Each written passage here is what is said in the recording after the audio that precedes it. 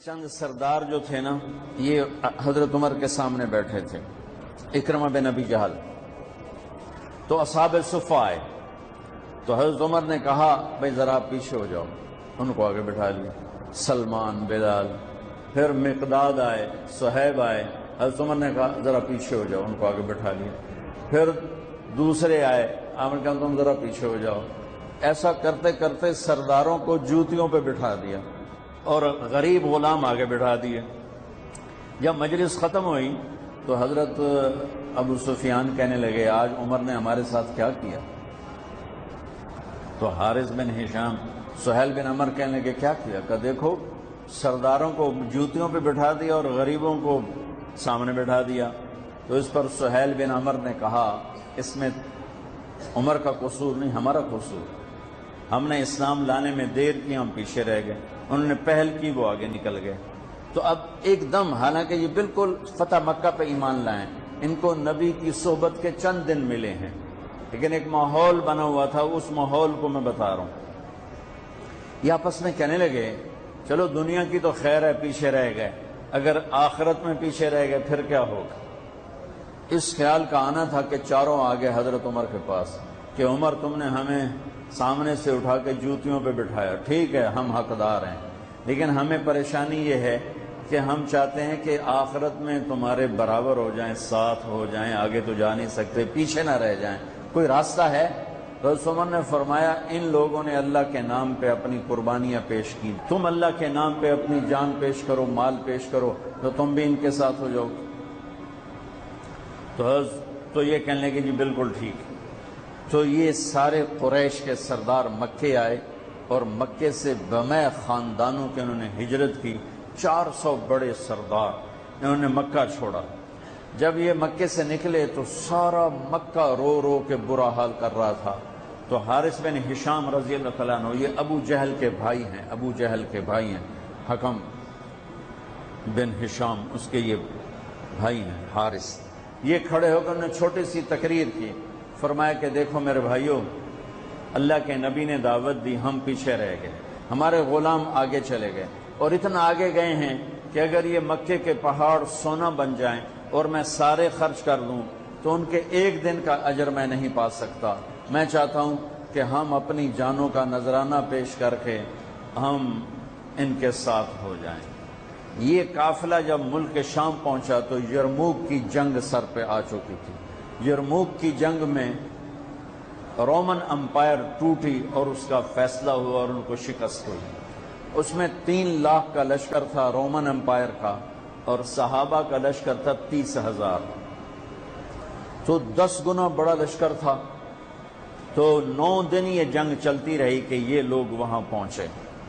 تو ایک دن ایسا ہوا کہ لڑتے لڑتے صحابہ کے قدم اکھڑ گئے اور اہل ایمان دبتے دبتے دبتے اپنے خیموں تک پہنچ گئے، رومی ان پر چڑھ کے آ رہے تھے، چڑھتے آ رہے تھے، اور ان کے حوصلے پست ہو رہے تھے کہ حضرت اکرمہ بن ابی جہل انہوں نے ایک دم اپنے سر سے لوہے کی ٹوپی کو اتار کے پھینک دی اور اپنی زرہ بھی اتار دی اور اپنی تلوار کی نیام کو بھی توڑ کے پھینک دیا، اور ہاتھ بلند کر کے کہ کوئی ہے میرے ہاتھ پر بیعت کرے موت کی کہ یا اللہ اس ایمان والوں کو فتح دے گا یا ہماری قبریں یہاں بن جائیں گی۔ تو خالد ابن ولید اور اکرمہ بن ابی جہل قریبی رشتہ دار ہیں، تو خالد ابن ولید نے حضرت اکرمہ کا ہاتھ پکڑ لیا، کہا کہ نہیں میں تمہیں ایسا نہیں کرنے دوں گا، ہمیں تیری ابھی ضرورت ہے۔ تو انہیں ایسے ہاتھ جھٹکے سے چھڑا کر کہا الیک عنی،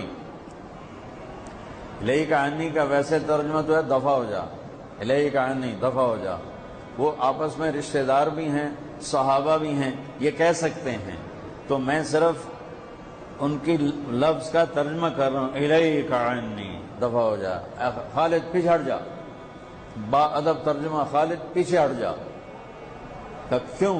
کہ میں اور میرا باپ ساری زندگی اللہ کے نبی کی دشمنی کی اور ان کے خلاف لڑتے لڑتے لڑتے زندگی گزار دی، آج اس داغ کو دھونے کا دن آیا ہے، آج میں اپنی جان دینا چاہتا ہوں تاکہ میرے دامن پر جو اللہ کے نبی کے ساتھ جنگ کے دھبے ہیں ان کو میں دھو دوں، لہذا میں تیری بات نہیں سنوں گا۔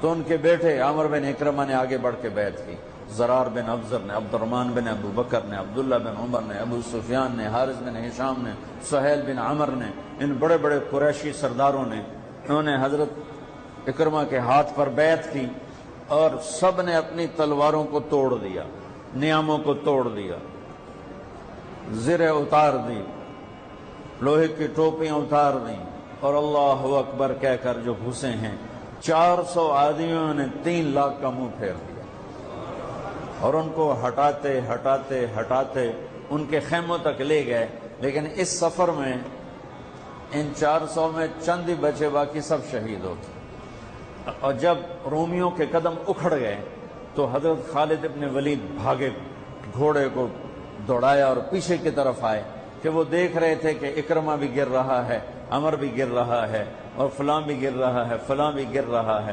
تو یہ جلدی سے بھاگ کے پیچھے آئے تو دیکھا تو ان کے بیٹے تو ختم ہو چکے تھے اور اکرمہ کے تھوڑے سانس چل رہے تھے، تو انہوں نے بیٹے کو یہاں رکھا، اکرمہ کے بیٹے عمر کو، اور حضرت اکرمہ ابو جہل کے بیٹے کا سر اپنی گود میں لے کر تھوڑا پانی منہ میں ٹپکایا نا، تو انہوں نے اس سے آنکھیں کھولی، کہا کون ہو؟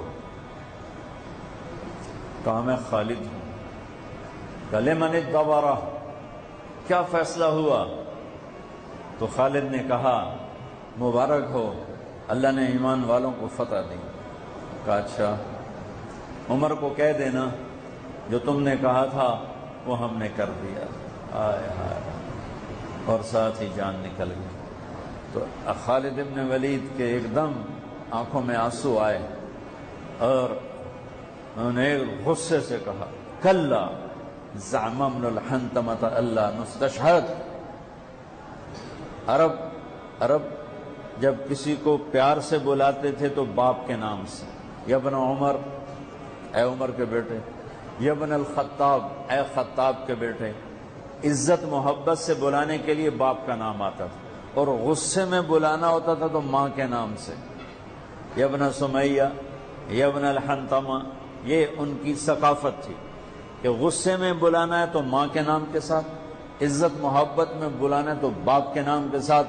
یہاں خالد ابن ولید کو عمر پہ غصہ چڑھا ہوا ہے، کلا زعم ابن الحنتمۃ اللہ نستشہد۔